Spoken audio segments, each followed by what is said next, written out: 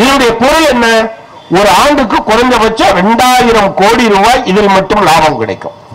அவன் எவ்வளவு இன்வெஸ்ட் பண்றானோ அந்த தொகையை கார் விற்கிறதுனால வர்ற காசு இல்ல, சுங்க வரியில் செய்யப்பட்ட மாற்றத்தின் காரணமாக 2 வருஷத்துல மொத்த மூலதனத்தை எடுத்துட்டு போயிடுவான். ரீடிஸ்ட்ரிபியூட் பண்ணணும், மறு விநியோகம் செய்வோம். செங்கொடி இயக்கம் அதை செய்து காட்டும். நீ அந்த நாட்டு சொத்துக்களை எல்லாம் அள்ளி கொடுப்பா நாங்க கேட்டுக்கிட்டு இருக்கோமா? இந்த இஸ்லாமிய வெறுப்பை பேசுகிறாய். நம்ம பல விஷயங்கள் அப்படியே கவனிக்க மாட்டோம், போயிருவோம். இதுவும் தேர்தலுக்கு 2 நாளைக்கு முன்னால இந்தியால ஒரு இடத்துல, உலகம் முழுவதும் இருக்க நாடுகள் அப்படி செஞ்சுட்டு இருக்காங்க. என்ன செய்யறாங்கன்னா, நீங்க இன்னைக்கு பெட்ரோலே இல்லைன்னு வச்சுங்க, பெட்ரோல் டீசல் மொத்தமா இல்லாம போச்சுன்னா என்ன நடக்கும்?